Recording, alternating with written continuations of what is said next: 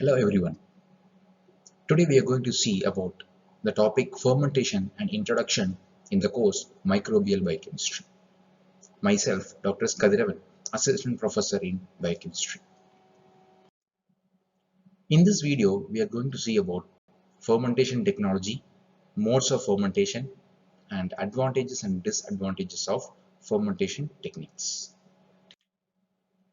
Fermentation technology. Fermentation, in a strict sense, is a biological process that occurs in the absence of oxygen, that is, anaerobic process. Fermentation technology is a field which involves the use of microorganisms and enzymes for production of compounds which have application in the energy, material, pharmaceutical, chemical, and food industry. Fermentation is the process involving the biochemical activity of organisms during their growth, development, reproduction, even senescence and death. So fermentation technology is not a very new technology. It is a very old process. So now we are saying it as a technology, but fermentation is a very old natural process that is taking place since time immemorial. So these fermentation technology have been investigated only in the 19th century. And then the fermentation technology was studied to a great extent in order to understand the role of microorganisms in the process of fermentation. The basic principle in the fermentation technology is that organisms are grown under suitable conditions by providing raw materials meeting all the necessary requirements such as carbon, nitrogen, salts, trace elements, and vitamins. Fermentation process is carried out in a container called fermenter or bioreactor. So the fermentation process is carried out in a designed vessel. That vessel is known as the fermenter or a bioreactor. The design and the nature of the fermenter varies depending upon the type of fermentation carried out. And the fermenter will be designed in order to measure several parameters such as pH, temperature, pressure, variations in the nutrients, variations in the salt. So all these sophistications will be designed in the fermenter. Coming to modes of fermentation. So depending upon the mode which the fermentation technique is being done by the microorganisms, they can be classified into three modes. One is submerged fermentation, surface fermentation, and solid state fermentation. Let us see one by one. Submerged fermentation. Submerged liquid fermentations are traditionally used for the production of microbially derived enzymes. Submerged fermentation involves submersion of the microorganism in an aqueous solution containing all the nutrients needed for growth.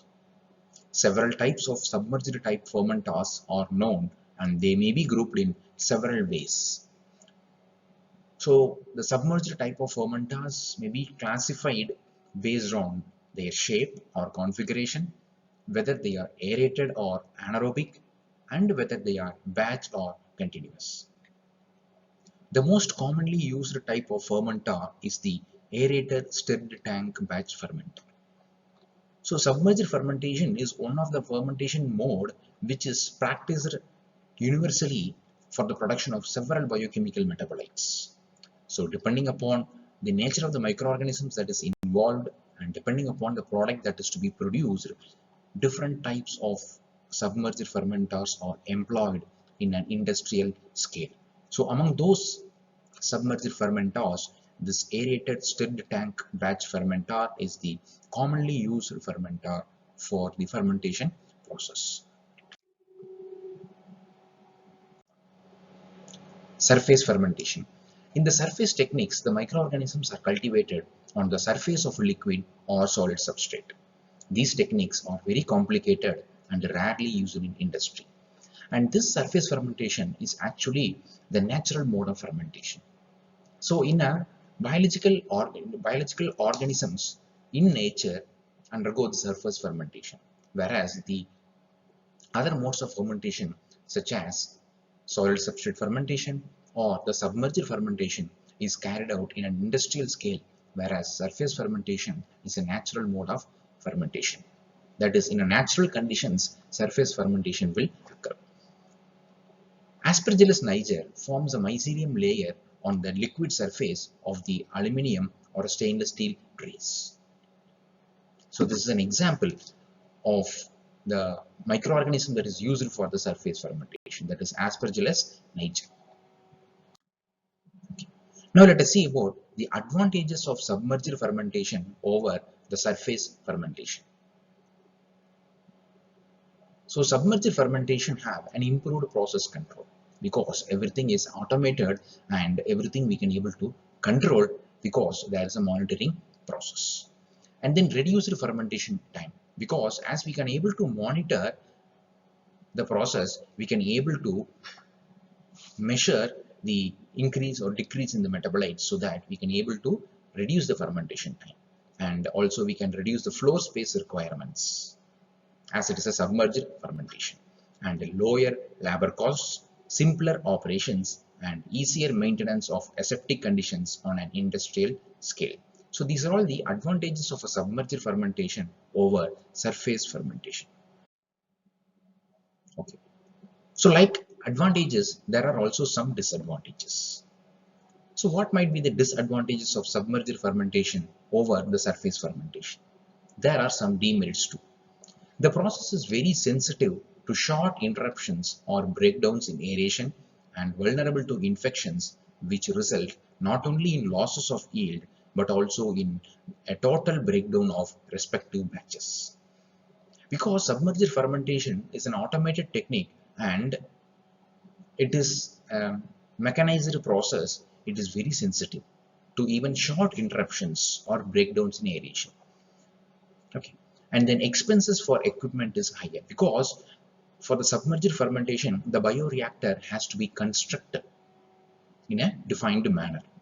So the expenses for the equipment are higher, and consumption of electrical energy is also higher because it is an automated and it depends upon the electrical energy for its process.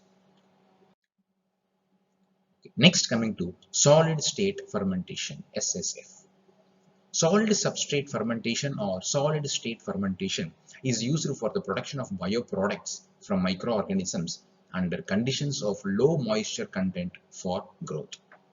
The medium used for solid substrate fermentation is usually a solid substrate, for example, rice bran, wheat bran, or grain, which requires no processing. It involves the growth of microorganisms on moist solid particles in situations in which the spaces between the particles contain a continuous gas phase and a minimum of visible water. So this table gives us an idea about what are all the products that can be produced using the solid substrate fermentation and the substrate that is responsible for the production of the products, and also the microorganisms involved in the fermentation process.